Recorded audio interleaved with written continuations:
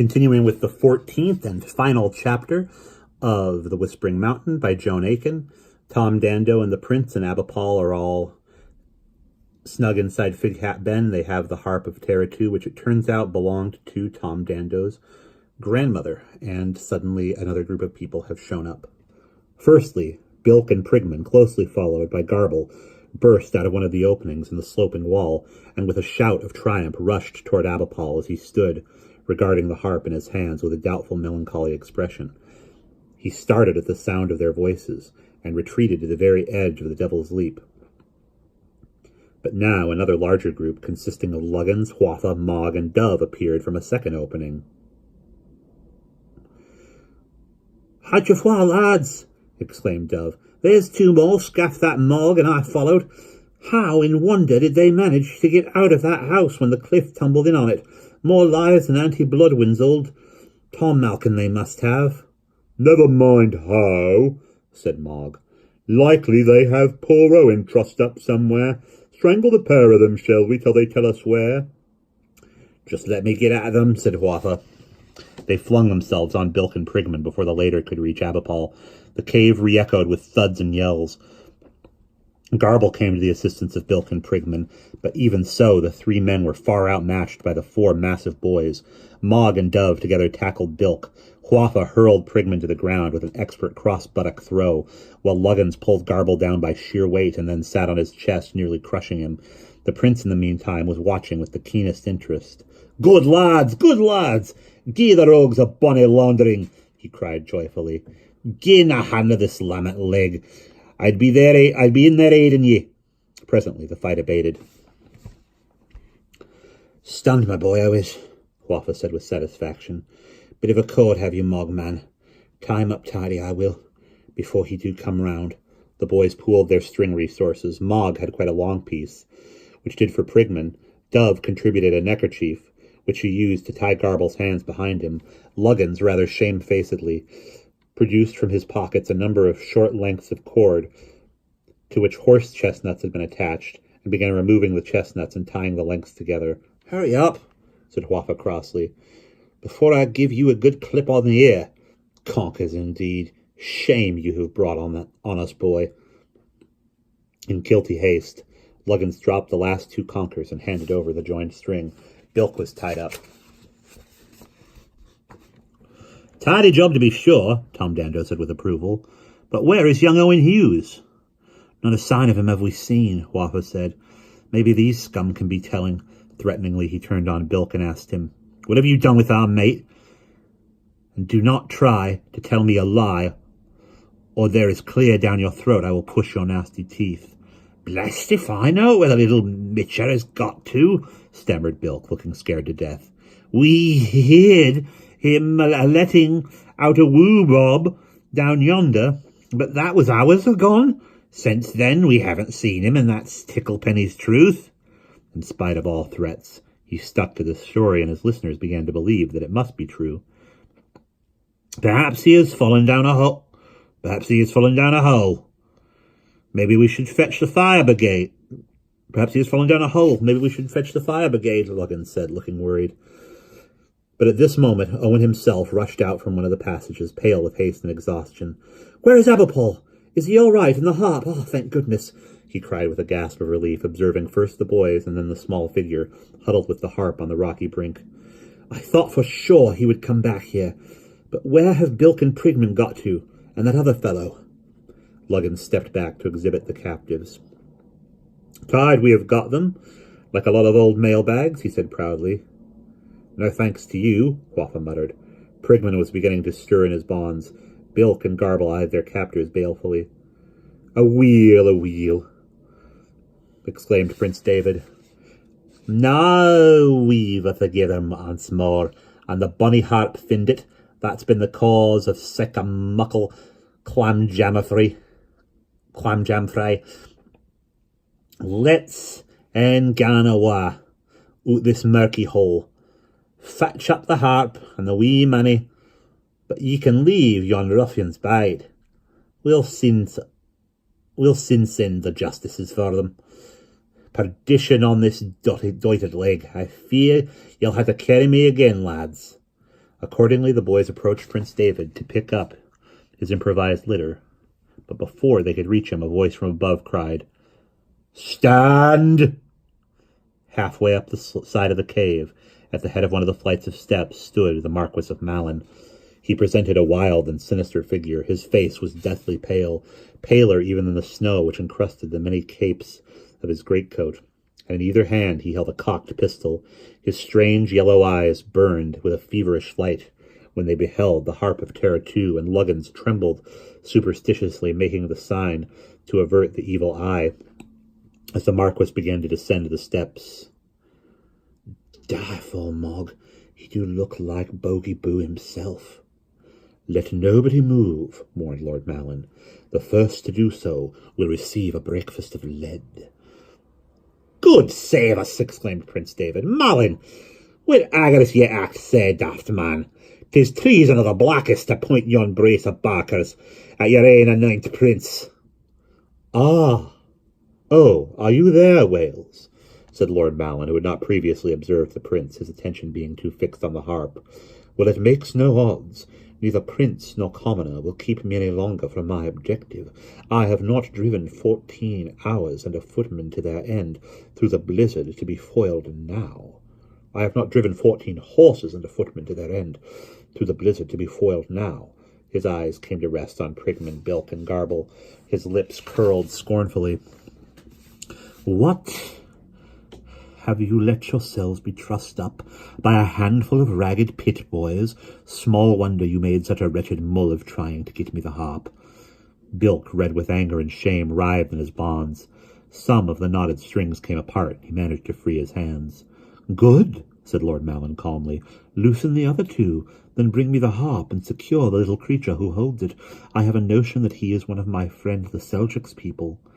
"Damn-o!" exclaimed Tom, starting forward. "Are we to stand here while this wallower tramples us like grass?" But one of Lord Malin's pistols was trained steadily on the Prince of Wales. "Move but another inch, and the prince dies," the Marquis announced coldly. Tom stood still, muttering curses. "All those men free? Right. Now fetch me the harp." Warily, sweating with fear of the drop below, Bilk approached Abipal, who crouched like some small cornered animal on the tongue of rock. His eyes shot from side to side, then up, then down. He cast a desperate look at Tom Dando, who was moving by imperceptible degrees toward the helpless prince. "Abipal!" called Owen. "Dodge him!" Bilk shot out an arm. Abipal slipped to one side, just avoiding it. With a furious oath, Bilk lunged again, but Abipal, mustering all his tremendous strength and agility, bounded from the rock on which he stood down across the abyss, and landed on the lower spur with a triumphant jangle of harp strings, as if Terra II herself were shouting defiance at her pursuers. "Crampo!"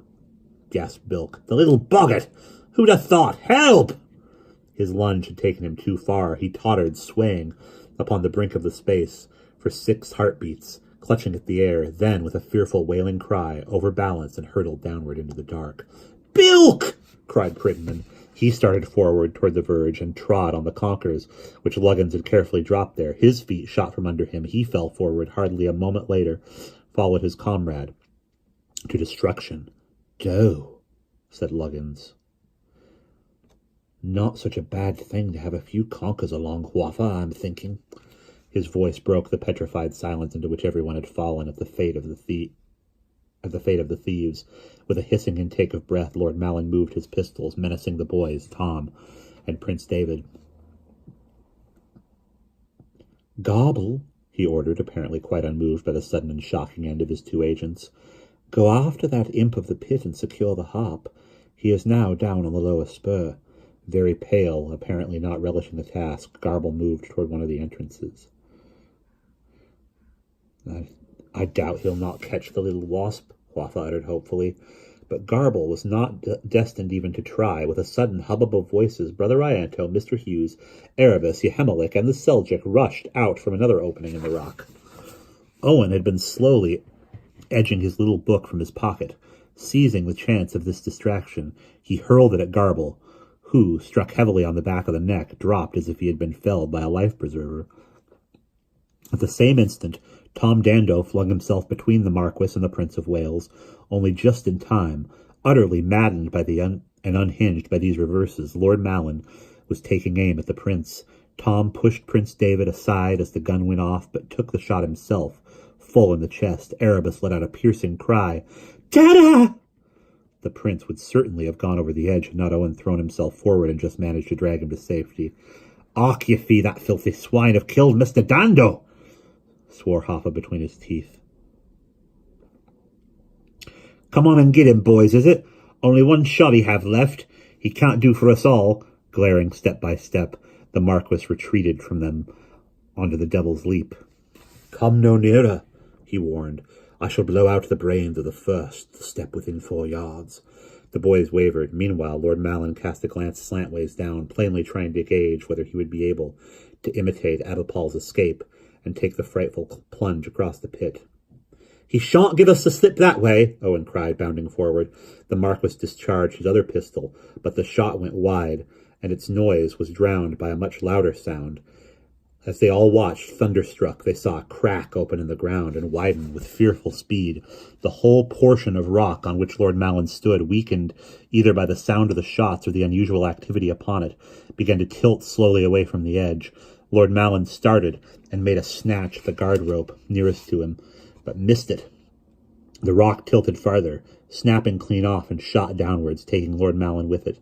2 minutes later, a great blast of hot vapor surged up, evidently displaced from some hollow in the depths of the mountain by the massive piece of rock.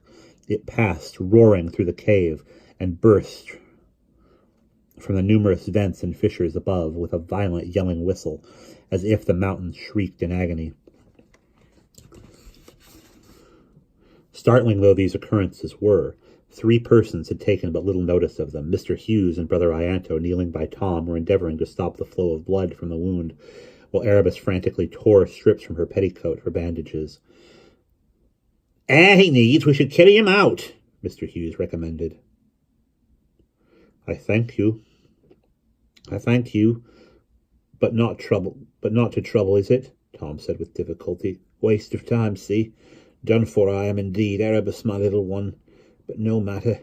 Decent old life I have had. Plenty of friends to look after you when I am gone."